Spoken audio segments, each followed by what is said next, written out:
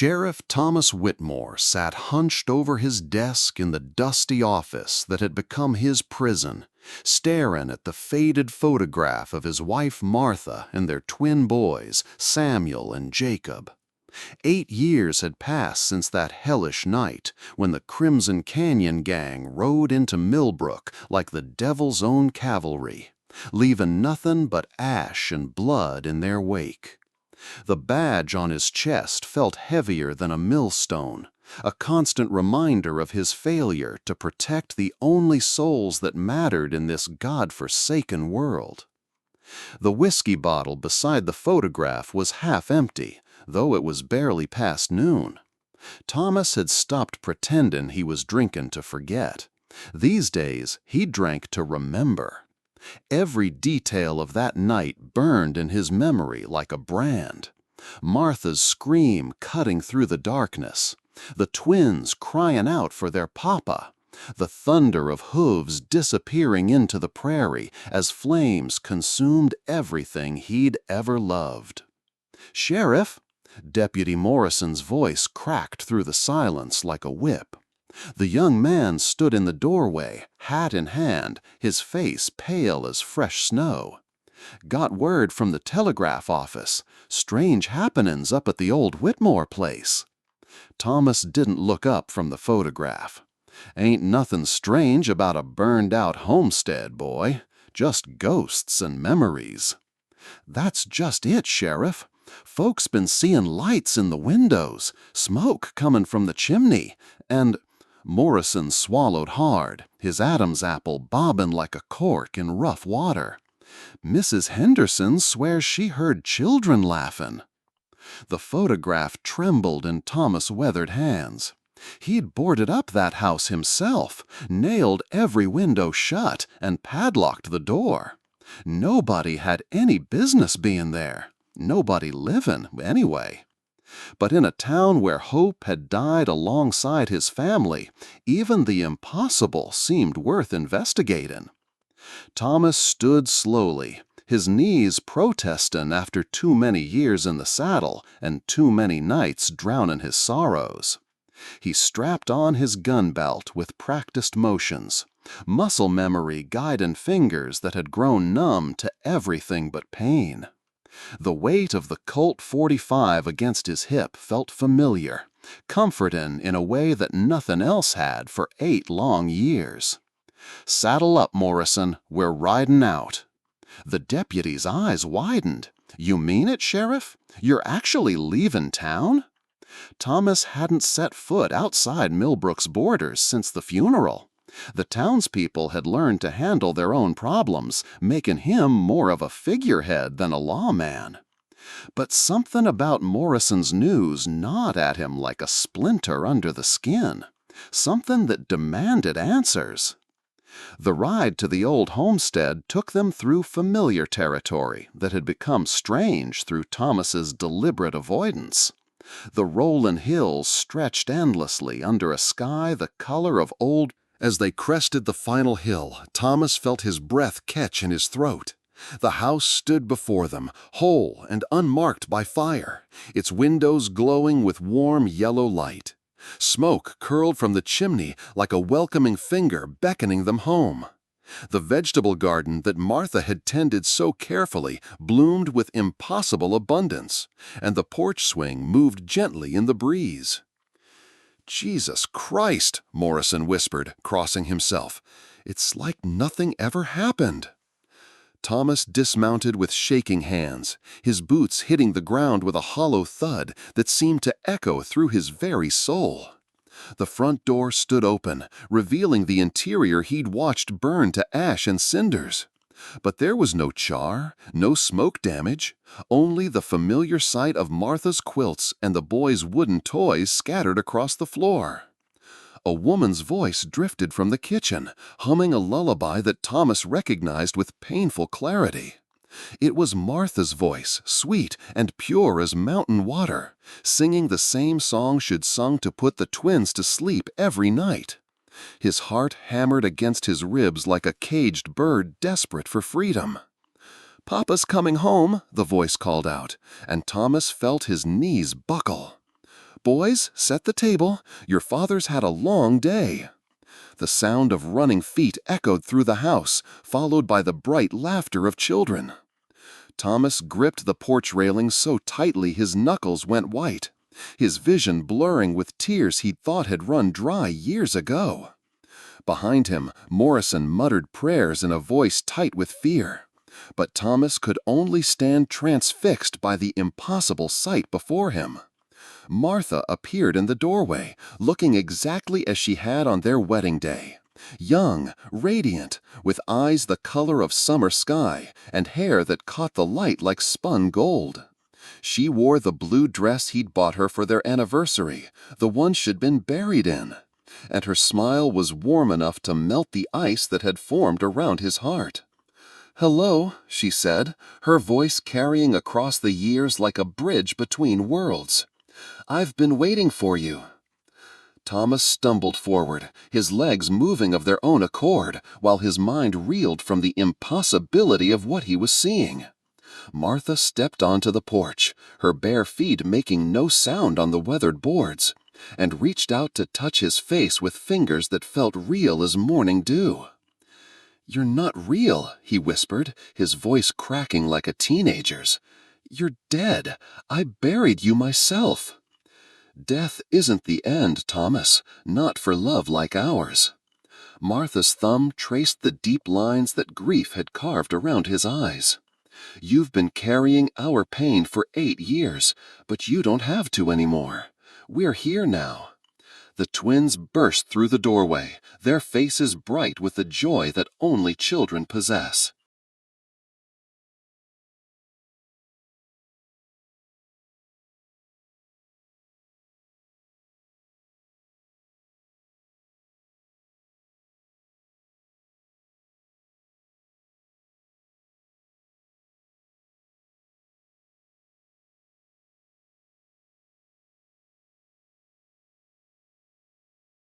Samuel, always the bold one, launched himself at Thomas with a whoop of delight, while Jacob hung back with his characteristic shyness, thumb in his mouth as he studied his father with eyes that held too much wisdom for a child who should be frozen in time. "Papa!" Samuel cried, wrapping small arms around Thomas's legs. "Mama said you'd come home when you were ready. Are you ready now?" Thomas knelt down, pulling both boys into his arms, breathing in the scent of their hair, sweet and clean, like sunshine and soap. They felt solid, warm, alive in every way that mattered.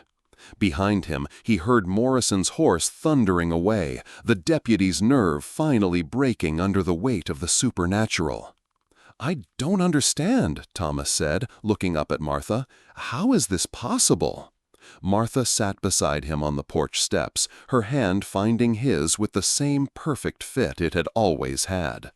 "Some bonds are stronger than death, Thomas. Some love burns so bright it can't be extinguished, not even by violence and hatred. We've been waiting in the space between worlds, watching you suffer, wanting to help but unable to cross over until you were ready to let us." "The gang," Thomas said, his voice hardening, "they're still out there. They killed you, and they're still breathing free air while we're together again," Martha finished gently. "That's what matters now. Not revenge, not the past, just this moment, this second chance we've been given." But Thomas's mind was already racing ahead, calculating distances and possibilities. The Crimson Canyon gang had been spotted 3 days' ride south, holed up in the Badlands near Devil's Ridge. For 8 years he'd been too broken to pursue them, too consumed by grief to seek justice. Now, with his family miraculously restored, he could finally make things right. "I have to go after them," he said, standing abruptly. "They have to pay for what they did."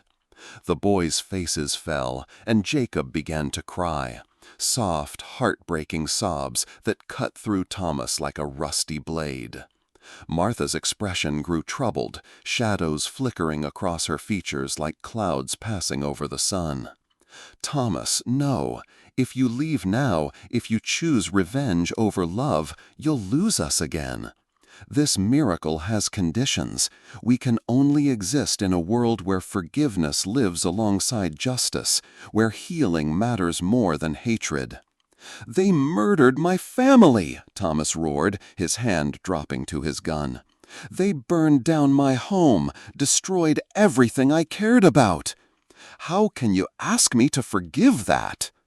"Because holding on to that anger is what kept you trapped for 8 years," Martha said, her voice steady despite the tears streaming down her face.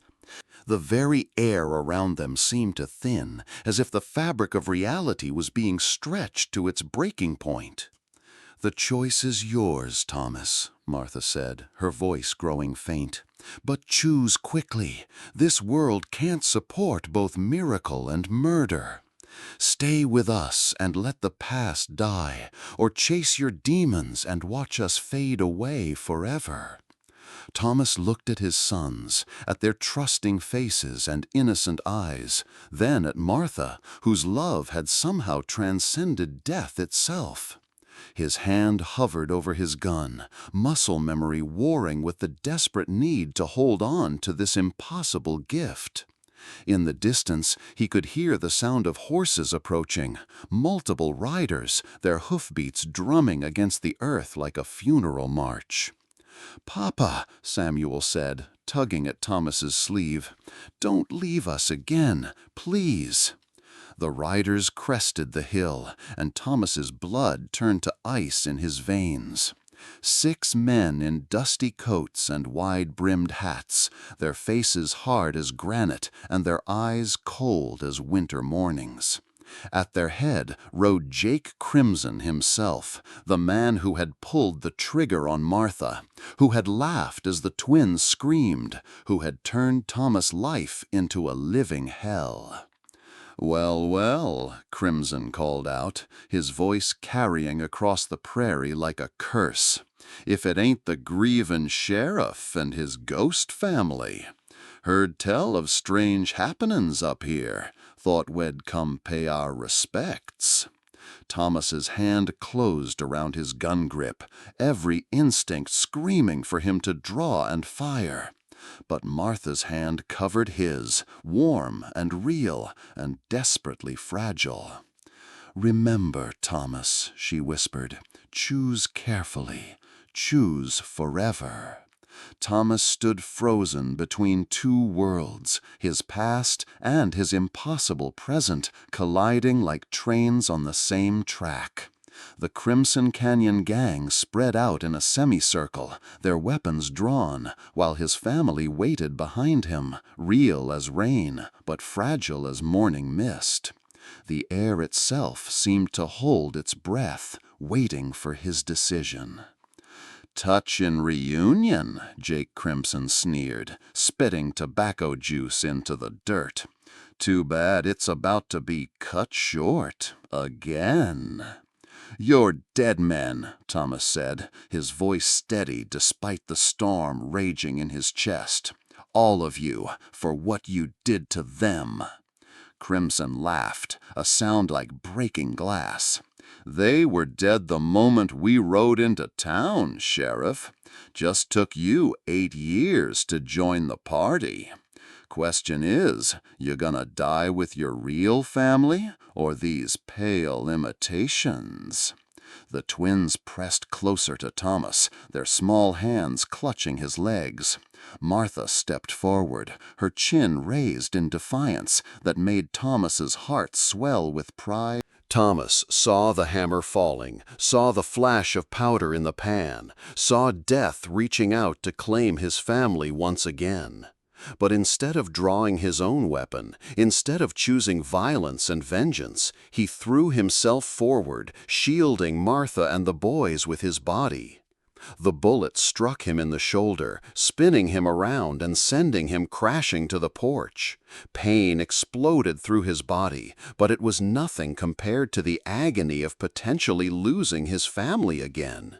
He looked up to see Martha and the boys unharmed, their faces glowing with ethereal light that seemed to push back the gathering darkness. "You chose love," Martha whispered, kneeling beside him. "You chose us." The light emanating from his family grew brighter, spreading across the homestead like dawn breaking over the prairie. Where it touched, the impossible became possible. The burned timbers of the original house reformed, the withered garden bloomed with new life, and the very air itself seemed to sing with joy. The Crimson Canyon Gang's horses reared and screamed, their riders fighting to control mounts that wanted no part of the divine light washing over them. Jake Crimson himself seemed to shrink, his face twisting with fear, as the light revealed the true corruption in his soul. "This ain't over, Sheriff," he shouted, spurring his horse toward the hills. "This ain't natural. This ain't right." But his words carried no weight in the face of the miracle unfolding before them. One by one, his men followed him into retreat, their guns useless against the power of love transcendent. Thomas watched them disappear over the ridge, knowing in his heart that they would never return to trouble Millbrook again. "Am I dying?" Thomas asked, looking at the blood seeping from his shoulder. Martha smiled, her hands glowing with healing warmth as she pressed them against his wound. "No, my love, you're finally living again. The choice you made, protecting us instead of seeking revenge, that's what made this miracle permanent. We're not ghosts anymore, Thomas. We're your family, returned to you for as long as you choose love over hatred." The pain in his shoulder faded, replaced by a warmth that spread through his entire body. Thomas sat up slowly, marveling at the sight of his healed flesh, at the impossible reality of his family restored. The boys climbed into his lap, their laughter like music after years of silence.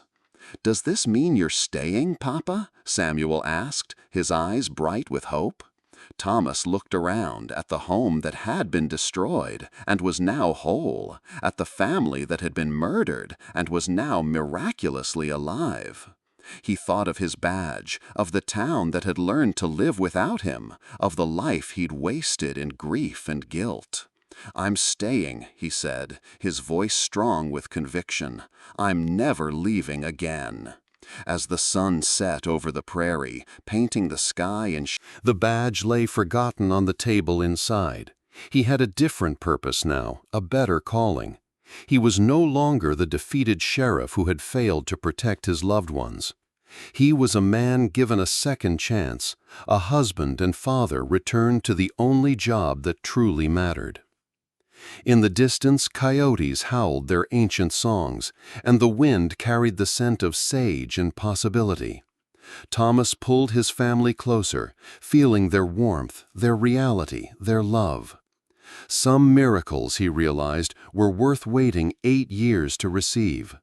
Some bonds were indeed stronger than death. And some love burned so bright it could illuminate even the darkest corner of the human heart.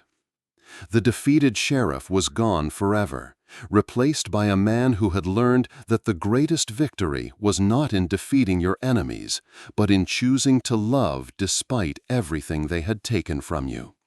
As Martha began to hum their old lullaby and the boys drifted off to sleep in his arms, Thomas Whitmore finally understood that some battles were won not with bullets, but with the simple, radical act of forgiveness. The house stood solid and eternal under the star-filled sky, a testament to the power of love to conquer even death itself.